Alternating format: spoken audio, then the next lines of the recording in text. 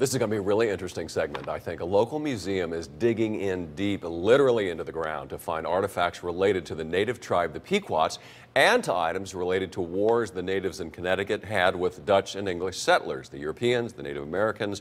It's a classic American story, and it's the part told right here in Connecticut. Joining me now is David Namek, a military historian, an archaeologist with the Mashantucket Pequot Museum and Research Center, to tell us about an upcoming reenactment event in the 17th century. David, thank you so much for joining us today. Thank you. Let's talk about the reenactment just a little bit, but first of all, I'm fascinated by this. In Connecticut, I think, as you are from here and you've done your research and your work here, it's a fascinating place for people who want to study not just Native Americans, but the interactions with the first Europeans who arrived here.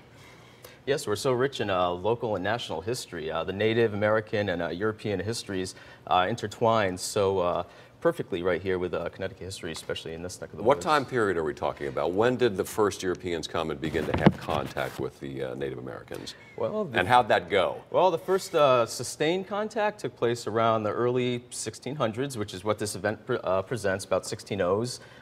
Here in Long Island Sound, about 1614 with Adrian Block, so it's coming up on that 300th anniversary at this rate.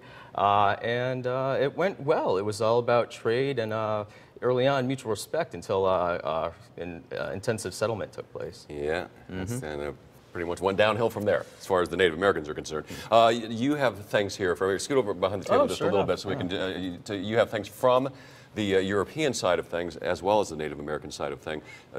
Tell us what we got here. Yeah, we have a small representative sample of what visitors will see next Saturday, October 11th. They come to see the 17th Century Encampment.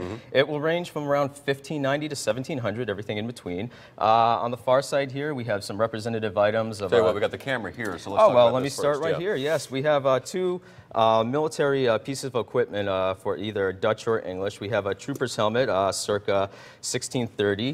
That would be an English piece of equipment. Yeah, feel free to... This is a recreation. Yep, that's a reproduction. Right? Do you have any originals at the museum? Here you are, sir.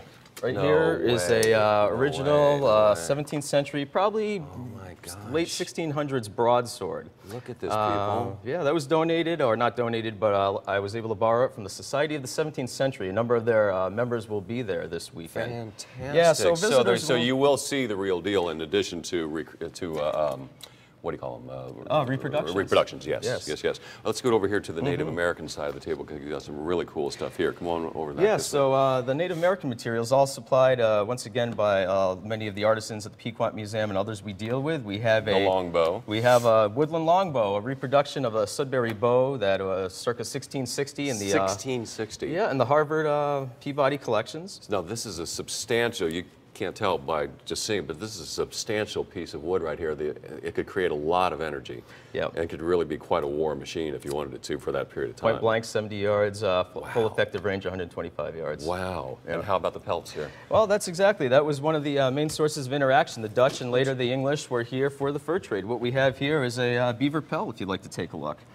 All right. Yep, and that was in high demand by the Europeans. The Europeans would also, since Long Island Sound, in this area in particular, was known as the wampum mint of the region. Wampum, this material made of... wampum mint? Yes, Meaning that this is where this was created, so this was used as currency? Well, it was had cultural significance. The natives and Europeans never fully understood, but they understood it was valuable and that would be able to get great amounts of wampum for relatively small amounts of, or fur for small amounts of wampum. So that was the basis of trade early on, was wampum for furs and onwards and so forth. You know, with all the cable channel documentaries that we're on, Sam and I are always talking about how we love to watch the science shows and the history shows, which are out, in force among all these cable channels. Are you finding that people are developing a deeper interest in Native Americans' interaction with the first Europeans to arrive and so forth? Oh, certainly. And with public history institutions such as the Mashantucket Pequot Museum, it just brings this history to life. I'm never surprised, I should say, the people just on the street that I meet with a fleeting interest in history,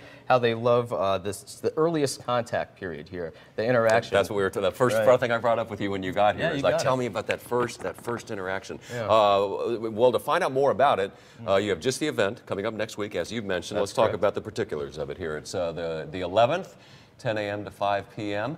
and Mashantucket Pequot Museum, That's where right. you work, and there's your website listed if you want to find out more. Any other, we've got a few more seconds left. What else can people expect when they show up? You can see a wide range of activities. It's not only going to be military, but civilian. There'll be basket weaving, wampum drilling. There'll be cooking demonstrations.